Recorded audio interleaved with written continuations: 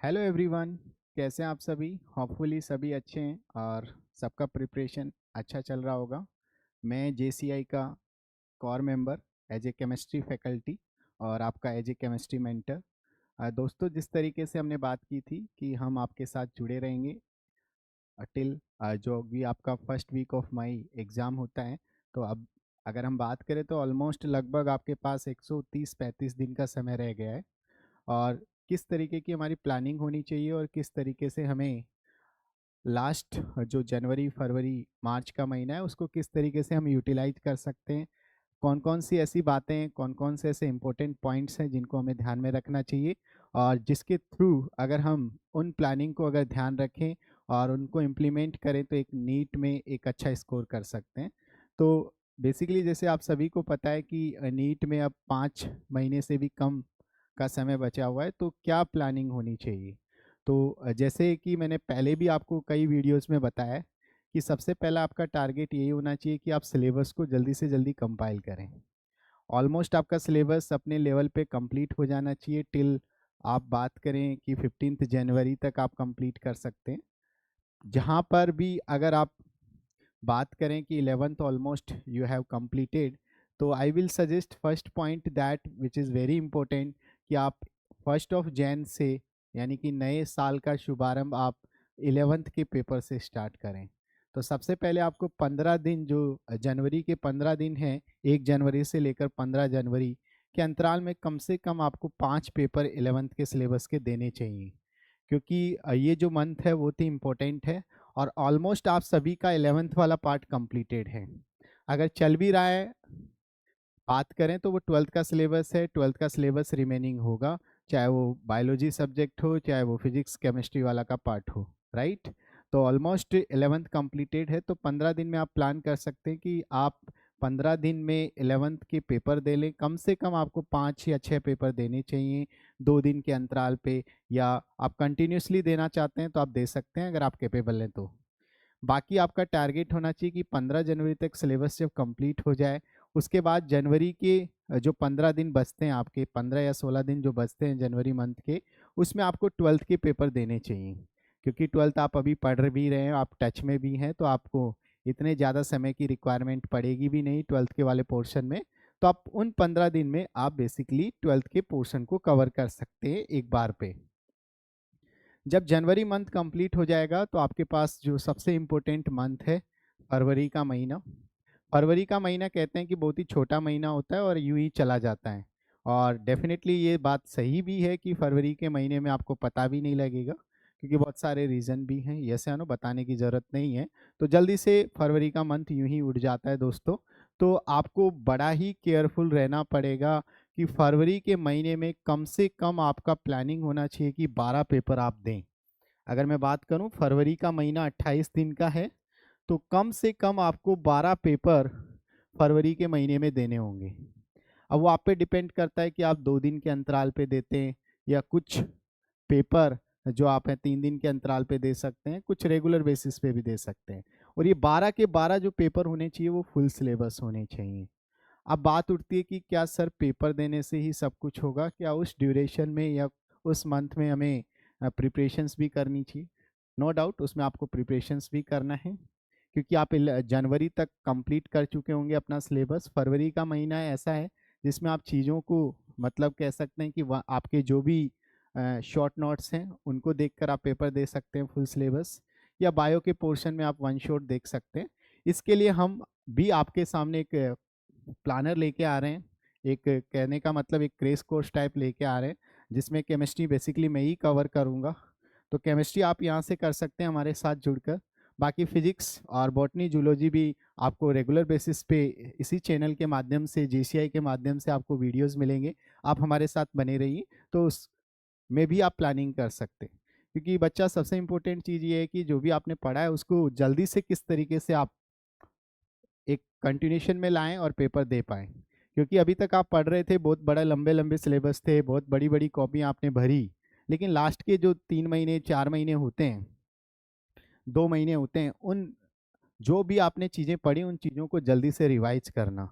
तो उसी के पॉइंट ऑफ व्यू से हम आपके सामने एक कोर्स लेके आ रहे हैं, और उसकी अपडेट आपको मिल जाएगी व्हाट्सएप चैनल के माध्यम से भी मिल जाएगी, जिसका आपको चैनल भी मिल जाएगा, राइट। और इस आप चैनल पे जुड़े रहिए तो इसके माध्यम से आपको अपडेट मिलता रहेगा, राइट। तो मैं बात कर रहा था कि जो 12 पेपर आपको कम से कम फुल सिलेबस के देने हैं फरवरी के महीने में। अब बचता है हमारा मार्च का महीना और अप्रैल का महीना। बहुत इंपॉर्टेंट मंथ होते हैं नीट कैंडिडेट के पॉइंट ऑफ व्यू से, और सबसे ज़्यादा इंपॉर्टेंट जो महीना होता है वो मार्च का महीना होता है, क्योंकि मार्च के महीने में बहुत सारे फेस्टिवल्स भी आते हैं, लाइक होली भी आता है, सर्दियाँ ऑलमोस्ट कंप्लीशन की तरफ होती हैं, वेदर भी चेंज होता है, बच्चों की तबीयत ख़राब होने का भी वहाँ पे थोड़ा सा सिनेरियो बनता है। तो हर पॉइंट ऑफ व्यू से बहुत इंपॉर्टेंट क्रूशल मंथ होता है एक तरीके से नीट कैंडिडेट के लिए।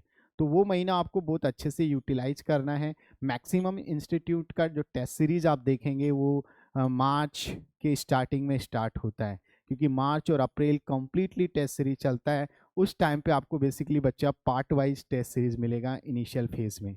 ऑलरेडी आप जनवरी में 15 डेज 11th दे चुके हैं आप अपने लेवल पे फुल सिलेबस। नेक्स्ट 15 डेज आप 12th का सिलेबस कंपाइल कर चुके हैं।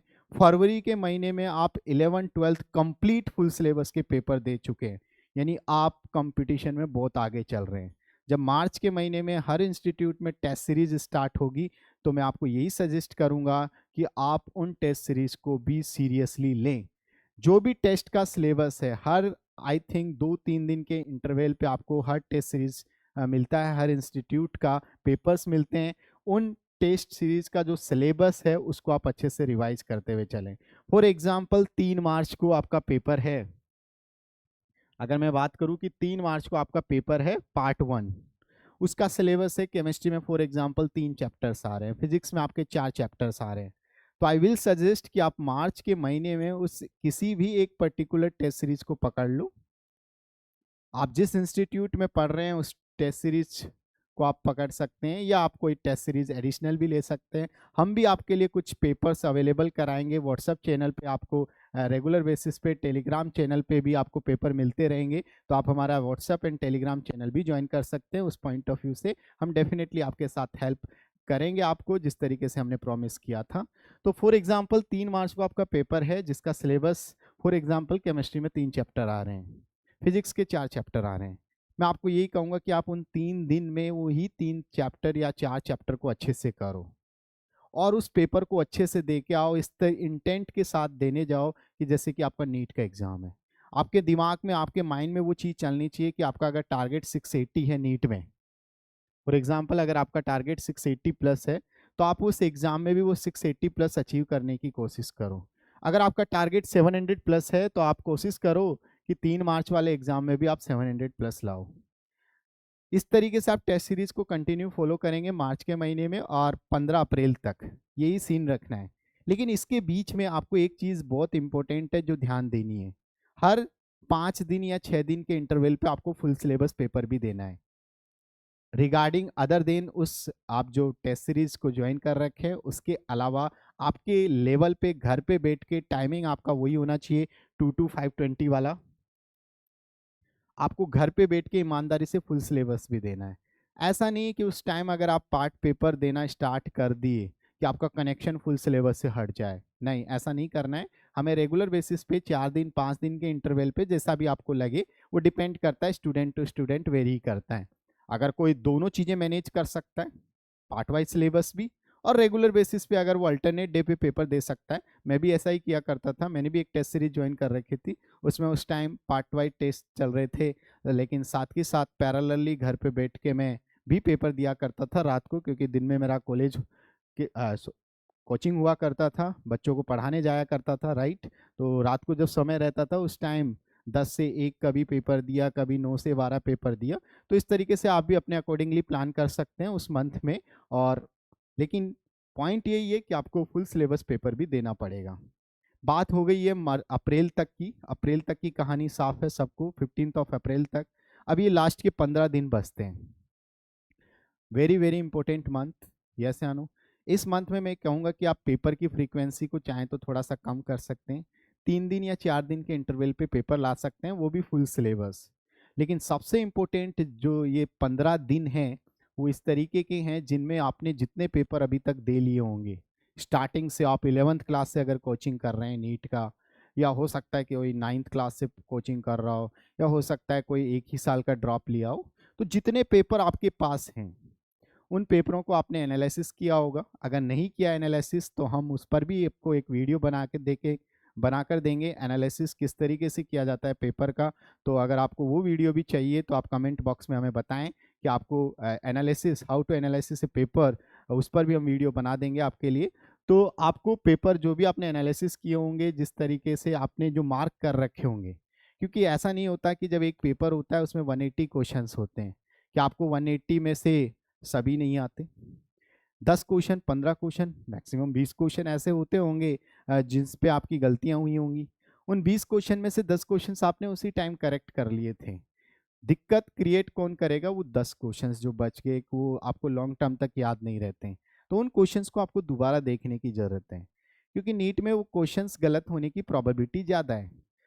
अगर आपके 180 में से 160 क्वेश्चन करेक्ट थे फर्स्ट टेस्ट में, 11th के किसी एग्जाम में, 11th में जब आप थे, तो उन क्वेश्चंस के गलत होने की प्रोबेबिलिटी तो अब है ही नहीं, क्योंकि आप एक्सपीरियंस्ड हो चुके हो, आप बहुत सारे पेपर दे चुके हो। गलती होने की प्रोबेबिलिटी कहाँ है? उन 20 क्वेश्चंस में से।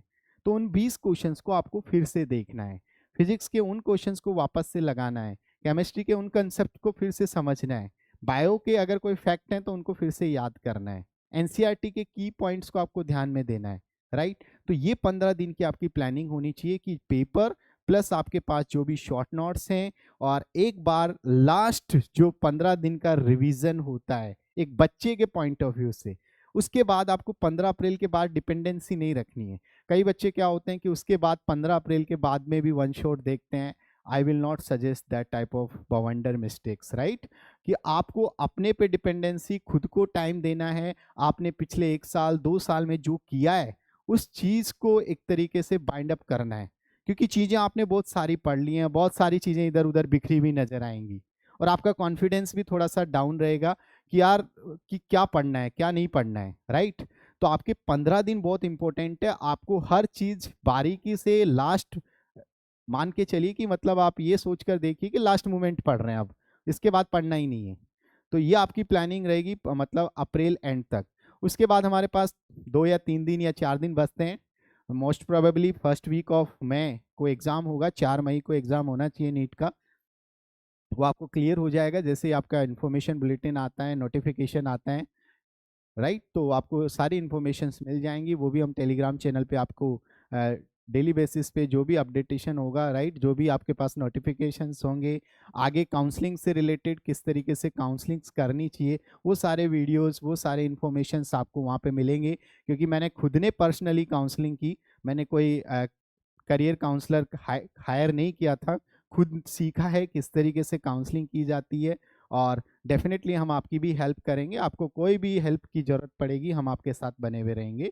तो माय पॉइंट इज दैट कि जो मई का जो महीना है, मान के चलिए अभी आप 4 मई को आपका एग्जाम होना है, राइट। 3 मई को हम यही सजेस्ट करते हैं कि आप ना पढ़ें, राइट। लेकिन 1 और 2 मई ऐसे 2 दिन होते हैं जहाँ पे आपको बायोलॉजी पे ग्रिप बनानी है, क्योंकि बायोलॉजी सब्जेक्ट ऐसा है 2 दिन में भी आप अच्छे से ग्रिप बना सकते हैं। मैं तो ये कहूँगा कि आप 1 दिन में भी कंप्लीट बायो पे ग्रिप बना सकते।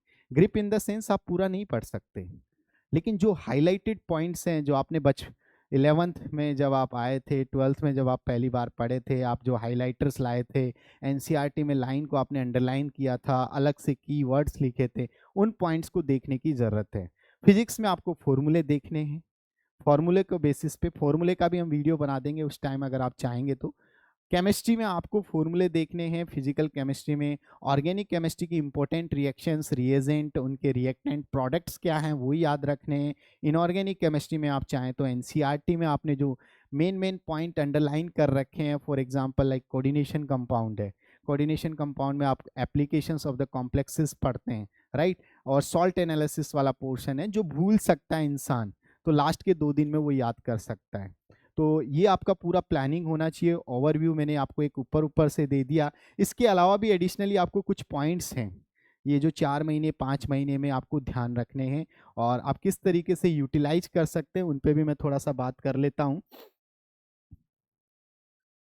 मैंने पहला पॉइंट क्लियर कर दिया है बिल्कुल आपको कि आपको जो सिलेबस है वो स्ट्रिक्टली फॉलो करना है। कई बार क्या होता है कि हम आउट ऑफ ट्रैक जाके पढ़ते हैं, राइट। पढ़ने को बहुत सारी चीज़ें, केमिस्ट्री भी एक तरीके से अपार है, जैसे नो वहाँ पे हम एमएससी भी कर सकते हैं, पीएचडी भी कर सकते हैं, लेकिन आपके एग्जाम के पॉइंट ऑफ व्यू से क्या इंपॉर्टेंट है, that's a very important, right.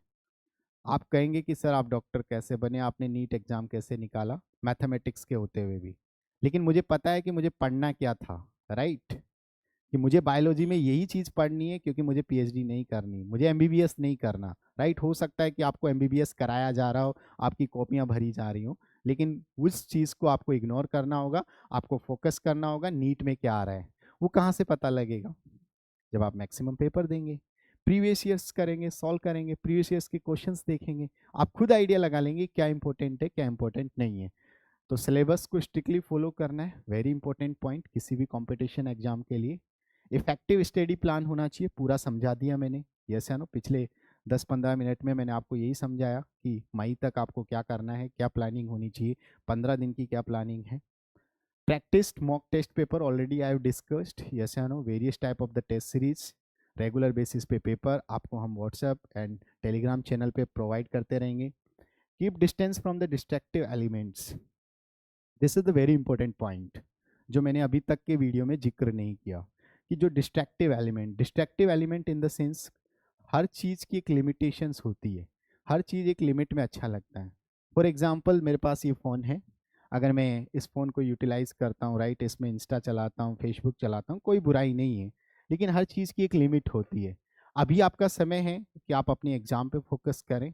अगर आप 2 मिनट के चक्कर में अगर 10 मिनट बर्बाद कर रहे हैं, कोई वर्थ नहीं है, राइट।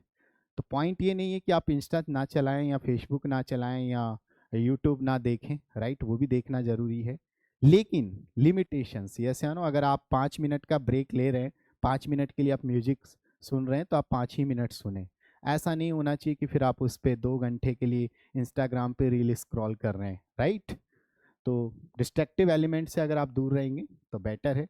मैंने भी 14 फरवरी को, है ना, इंस्टाग्राम कहते हैं ना वो डीएक्टिवेटेड आपकी लैंग्वेज में, है ना, किया था, और फिर जाके 5 मई को ओपन किया था, है ना। तो कुछ पाने के लिए कुछ ना कुछ, है ना, होना पड़ता है, सही बात है।